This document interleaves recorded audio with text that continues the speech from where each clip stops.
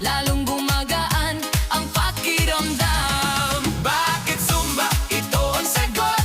Galaw ng katawan, Saya ang abot. Pawis ay tumutulo, ngunit ngiti ay tuloy-tuloy. Bakit Zumba? tanong ng lahat, Dito gumagaan ang bigat. habang sabay ang bawat galaw. Lumalakas ang buong katawan. Hey, hey! Kapag sama-sama ang grupo, mas nagiging masigla ang galaw. Sigaw ng saya sa paligid,